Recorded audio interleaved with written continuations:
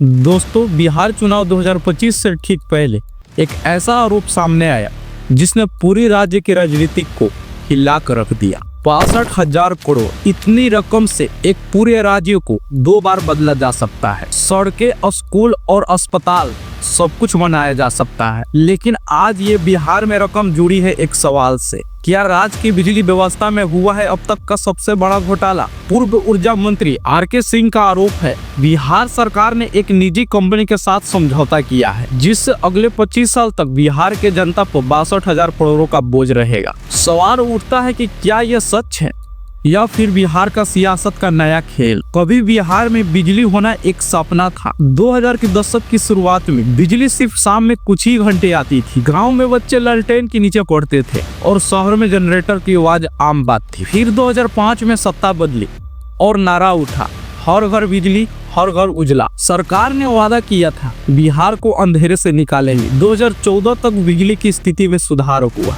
लेकिन एक सच्चाई अभी भी वही रही। बिहार अपनी ज्यादातर बिजली खरीदता है। 80% बिजली निजी कंपनी से आती है और यहाँ से शुरू होता है वो कहानी जो अब 62,000 करोड़ के बन गई है। तो स्वागत है 62,000 करोड़ का एक्सपोज में।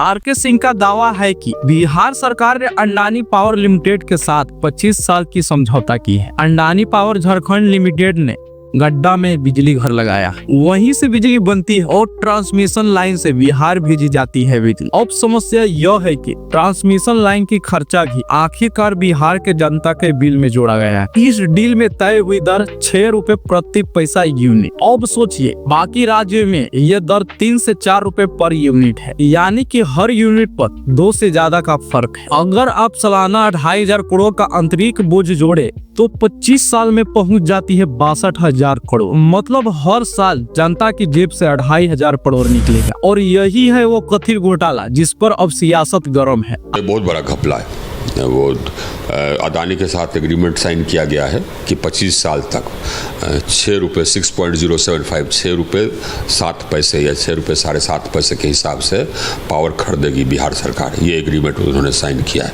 कि जिससे कि स्टेट का और वहाँ के लोगों का घाटा होगा। आर.के. सिंह ने कहा, मैं खुद ऊर्जा मंत्री रह चुका हूँ। यह समझौता जनता के साथ धोखा है। मुझे पता है बाजार दर क्या होती है। उन्होंने सीबीआई की जांच मांगी, लेकिन सरकार चुप रही और कोई भी अभी तक लीडर सामने नहीं आया है। बिहार सरकार का जवाब साफ है, यह घोटाला नहीं एक समझौता है। और सरकार का तर्क, अडानी पावर ने सबसे कम बोली लगाई है और पूरी प्रक्रिया नियमों के तहत है। और उन्होंने कहा यह राज्य की ऊर्जा सुरक्षा के लिए जरूरी है। लेकिन विपक्ष और आर.के. सिंह को कहना है, अगर सब कुछ साफ है तो समझौता की शर्तें सार्वजनिक क्यों नहीं की गई? प्रतिष्ठा पर सवाल वही की वही है। आर.के. सिंह कोई सिर्फ नेता नहीं है, वो केंद्र सरकार में ऊर्जा की मंत्री रह चुके हैं। नीतियों को खुद तैयार किया, पावर परचेस एग्रीमेंट पर खुद काम किया है। इसलिए जब वही व्यक्ति सवाल उठाता है बिहार सरकार पर तो मामला गंभीर हो जाता है। सरकार कहती है कि आर.के. सिंह राजनीतिक एजेंडा चला रहे हैं, लेकिन आर.के. सिंह का कहना है यह मुद्दा जनता की है, राजनीतिक की नहीं। सच कौन बोल रहा है, ये फैसला जनता के विवेक पर है। लेकिन एक सवाल और उठता है, ये मामला अभी क्यों सामने आया? क्योंकि बिहार में विधानसभा चुनाव नजदीक है और ऐसे में 62,000 करोड़ का मुद्दा